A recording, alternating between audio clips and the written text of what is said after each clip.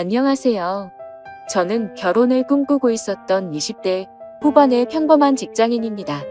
제게는 세상 단 하나밖에 없는 사랑하는 여자친구가 있습니다. 여자친구와는 2년 전 처음으로 알게 되었고 저보다 3살이 더 어립니다. 저는 그녀와 당연히 결혼을 생각했고 함께 살 그날만을 그리며 살아가고 있었습니다. 매일 하루하루가 행복한 날들이었죠. 하지만 제 여자친구에 대한 충격적인 사실을 알게 되고부터 너무나 힘이 듭니다.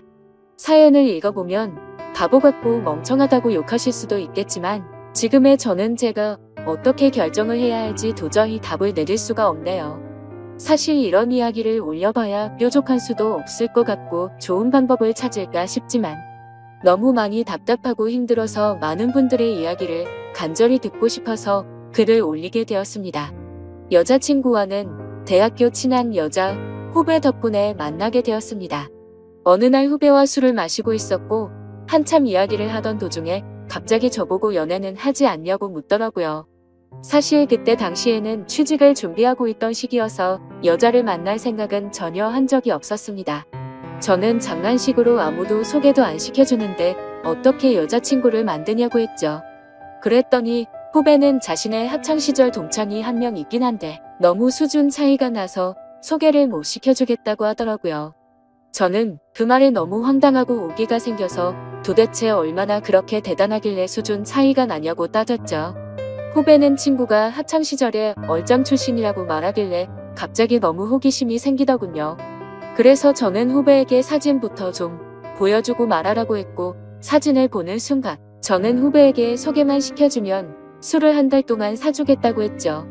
사진만 봐도 후배가 왜 얼짱 출신이라고 하는지 바로 알 수 있었던 메모였고 솔직히 소개팅을 하기에는 제가 한참 꼴리는 기분이라 부담스럽더라고요. 후배에게는 소개팅으로 만나면 승산이 없을 것 같다며 자연스럽게 만날 수 있게 해달라고 부탁을 했습니다.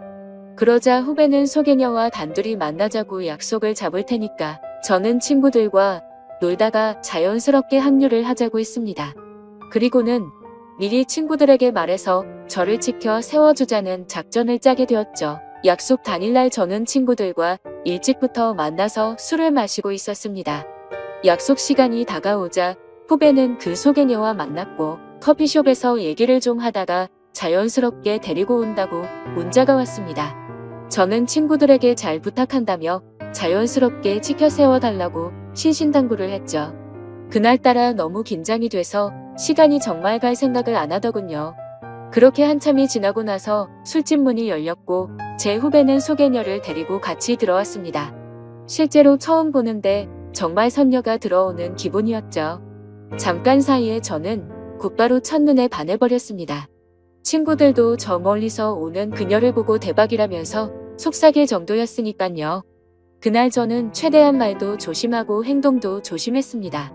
그리고 다 같이 술을 마시면서 점점 분위기는 무르익었고 친구들이 저를 자연스럽게 지켜 올려준 덕분에 그녀도 어느 정도 제게 호감을 가졌는지 조금씩 관심을 보여주더라고요. 솔직히 얼굴만이라도 보고 싶은 마음에 나왔던 자리였고 진짜로 연인으로 발전할 가능성은 극히 낮을 거라고 생각을 했습니다. 그런데 그날 저희는 술에 취하고 분위기에 취해서 결국 어느 정도 관계에 진전이 있었고 따로 몇 차례의 만남을 더 가진 뒤에 제가 고백을 해서 저와 그녀는 연인 사이로 발전하게 되었습니다. 꿈에 그리던 이상형과 말도 안 되는 연인 사이가 되었다는 건 제게는 꿈만 같았죠.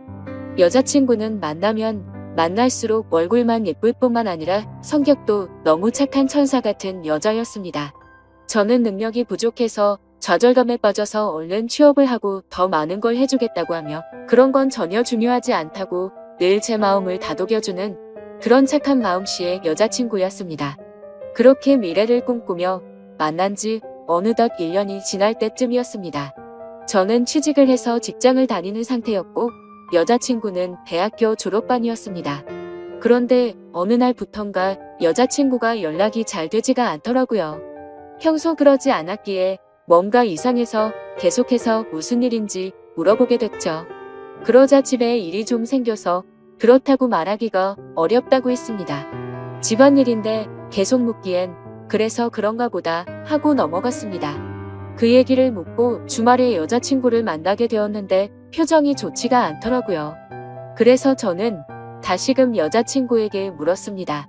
무슨 힘든 일 있는 거냐며 그런 게 있다면 말해달라고 했죠. 그러자 여자친구는 한참을 고민하더니 아버지께서 잘못된 일에 손을 대셨고 결국 집에 너무 큰 빚이 생겼다더군요. 그래서 어쩔 수 없이 알바를 하느라 정신이 없어서 연락이 뜸했다며 미안하다고 하더라고요. 저는 그런 일이 있었으면 진작 말하지라고 했고 당장 제가 모아두었던 돈을 보태어준다고 했습니다. 괜찮다고 수차례 거절을 했지만 저는 이런 상황에는 고집 부리는 거 아니라고 말하고는 돈을 보내주었죠. 그러고서 더 얘기를 해봤더니 빚이 생각보다 너무 어마무시하더라고요. 그래서 빚을 빨리 갚지 못하면 한 달 이자만 너무 심각하다는 걸 알게 되었습니다. 그래서 저는 알바를 해서 그걸 다 갚을 수 있겠냐고 물었더니 부모님도 열심히 일하고 계시고 자신도 생각보다는 고액 알바를 한다고 하더라고요. 뭔가 그때부터 기분이 이상했고 긴장되는 마음으로 무슨 일인지를 물었습니다. 시급을 많이 준다고 해서 바에서 일을 한다고 대답하더라고요. 물론 생각처럼 너무 심각한 곳은 아니었지만 순간 너무 기분이 더러워졌습니다. 어떻게 바에서 일하는데 나한테 미리 물어보지도 않고 하냐고 화를 냈죠. 여자친구는 그냥 앉아서 대화만 하는 곳이라며 화낼 거 전혀 없다고 말하더군요. 저는 제가 알바라도 해서 같이 도와줄 테니까 당장 그만두고 다른 알바 자리를 찾으라고 했죠. 여자친구는 그 말에 미안하다며 당장 알바를 그만두다고 하면서 울더라고요. 안 그래도 힘든 여자친구한테 화를 낸 게 미안해지더라고요. 그래서 저는 걱정 말라며 다 같이 갚으면 그 정도 빚은 금방 갚을 수 있겠다고 위로해줬습니다. 그리고 나서 저는 곧바로 알바 자리를 찾게 되었죠. 직장을 다니고 있었던 터라 시간이 자유롭고 고액으로 할 수 있는 일을 찾아봤더니 배달 대행이 가장 맞겠다고 생각을 했고 저는 곧바로 일을 시작하게 되었습니다.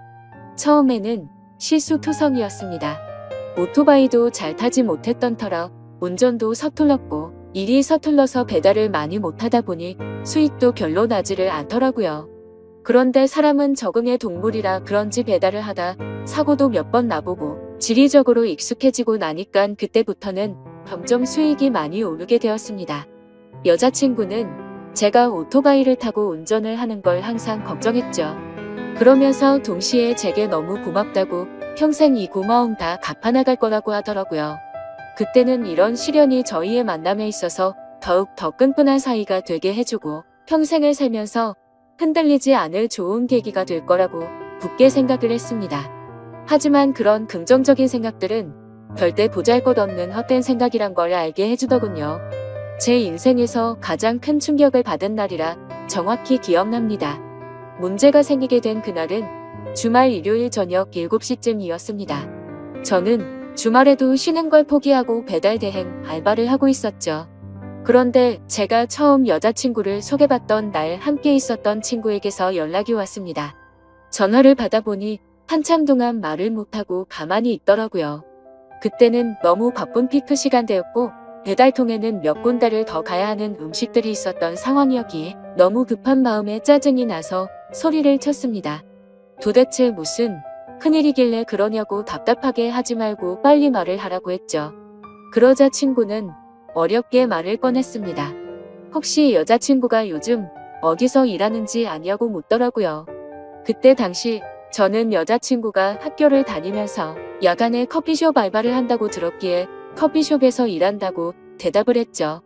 친구는 너 지금 잘못 알고 있는 것 같다 라고 말하더군요. 평소에 장난질을 하는 친구가 아니었기에 그때부터는 심장이 엄청 두근대기 시작했습니다. 저는 말을 더듬거리며 무슨 말이냐고 똑바로 말하라고 했습니다. 친구는 어제 저녁에 직장 선배들이랑 강남에서 아가씨들이 나오는 술집에 갔는데 복도에서 제 여자친구를 얼핏 본 것 같다고 말을 하더라고요.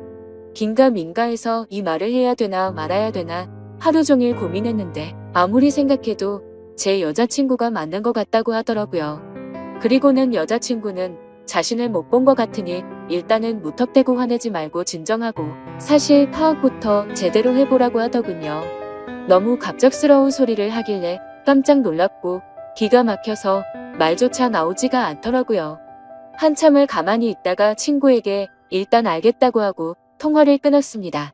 그래서 저는 곧바로 배달 대행 사장에게 사고가 났다고 말하고는 일을 중단하고 여자친구 집으로 향했습니다.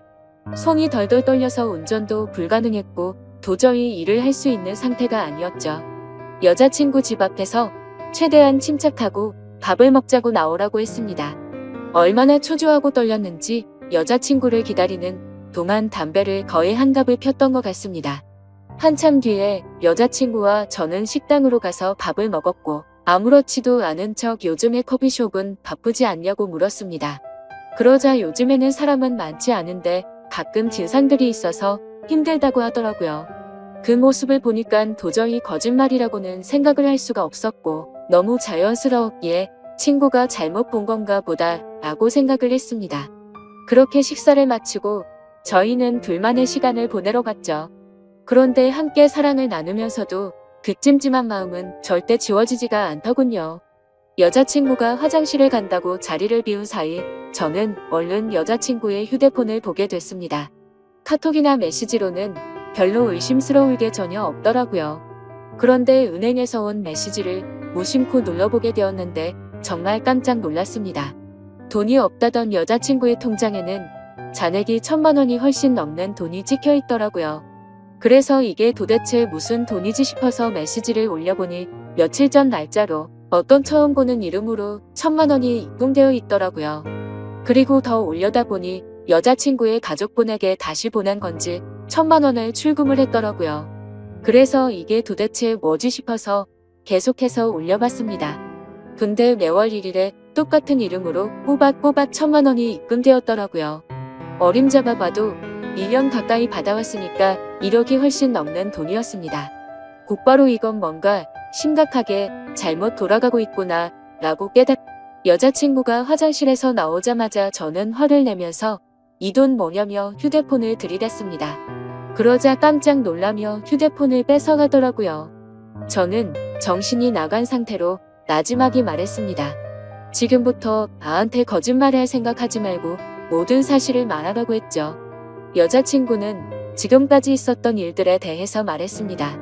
사실은 바에서 알게 된 사장님이 있는데 그냥 주말마다 만나서 밥만 먹어주며 용돈 개념으로 돈을 보내준다고 해서 이 일을 시작했다고 하더군요.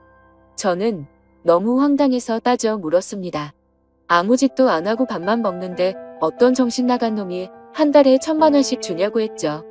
그러자 여자친구는 팔짝 뛰면서 절대 이상한 짓은 안 했다고 하더라고요. 근데 상식적으로 아무리 생각해도 이해가 되지 않았습니다.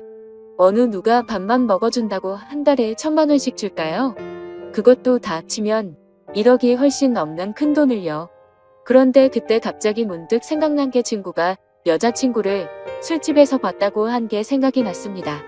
그래서 저는 여자친구에게 말했습니다. 너 진짜 거짓말하지 말라고 했는데 계속 거짓말하려고. 내가 너 강남 술집에서 일하는 것도 다 아는데 그것도 발뺌할 거냐고 물었습니다. 그러자 여자친구는 갑자기 아무 말도 못하더라고요. 그러더니 갑자기 주저앉아서는 울기 시작하더라고요. 지금부터 진짜 거짓말 하나라도 하면 나는 더 이상 너 얘기 안 듣고 나간다고 말했습니다. 그런데 계속해서 울고만 있더라고요. 그때부터는 저도 제정신이 아니었고 너무 화가 났습니다. 여자친구가 쥐고 있던 휴대폰을 뺏어서는 화장실로 들어가 문을 잠궜습니다. 일단 돈이 입금된 그 이름으로 연락처를 검색해봤습니다. 그러자 사장님이라고 저장이 되어 있더라고요. 곧바로 전화를 걸었습니다. 한참 동안 신호음이 울리더니 안 받아서 끊으려고 하자 전화를 받았습니다. 목소리가 최소 60대는 넘어 보이는 할아버지 목소리더군요. 저는 바로 욕을 했습니다. 내가 이 전화기 주인 남자친구인데 너 뭐냐고 하니까 젊은이 말버릇이 그게 뭐냐고 이딴 식으로 말하더라고요. 그래서 너 손 몇 벌 데리고 무슨 짓거리 했냐고 소리를 질렀습니다. 그러자 돈 주고 하는 짓 뻔하지 뭘 그딴 걸 묻냐면서 욕을 하고는 끊어버리더군요.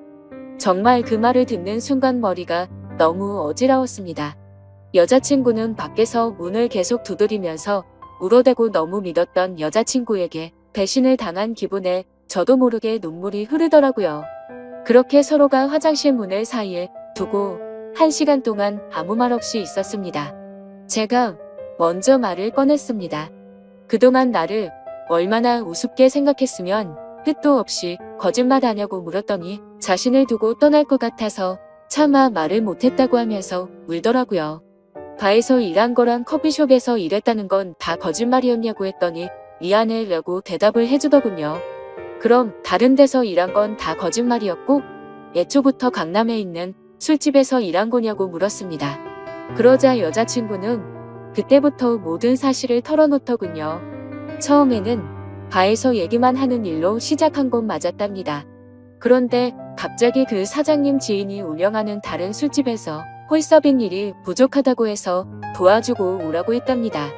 시급도 평균보다 2배 이상 쳐준다고 해서 바로 알겠다고 하고 갔다네요. 생각보다 너무 페이가 세다 보니까 바쁠 때마다 잠깐 도와주고 오고 하는 게 일도 수월했었고 돈도 되었기에 몇 번씩 일을 하러 갔답니다. 그런데 어느 날부터인가 그 술집 여자 사장님이 자꾸만 자신을 설득했답니다. 그때 왜 그런 선택을 하게 된 건지 자신도 제정신이 아니었던 것 같답니다. 그렇게 본격적으로 그 가게에서 일을 시작하게 되었고 어느 날 재벌 할아버지가 와서는 매달 1,000만 원씩 주는 대가로 만남을 요구했다고 하더군요. 그래서 직접적으로 물었습니다. 이 더러운 인간한테 전화했더니 돈 주고 하는지 뻔하다고 하던데 네가 아까 밥만 먹었다는 거 거짓말이었냐고 더 이상은 절대 나한테 거짓말을 하지 말라고 했습니다. 그러자 울면서 미안하다고 대답하더군요. 도저히 빚이 갚아지지가 않아서 부모님이 너무 힘들어 하셨다고. 정말 계속 그렇게 시간만 가다가는 부모님이 자신의 곁에서 사라지실까봐 너무 무서워서 어쩔 수가 없었다네요. 저는 그때부터 이미 모든 사실을 알게 되었기에 문을 열고 나가서 아무 말 없이 여자친구에게 휴대폰을 던져주고는 그대로 밖으로 나갔습니다. 그러자 더 큰 소리로 방에서는 엉엉 우는 소리가 들리더라고요. 솔직히 미운 마음도 컸지만 왜 그렇게까지 한 건지를 아니까 너무 마음이 아팠습니다. 근데 그렇다고 할지라도 절대 이해를 할 수는 없습니다.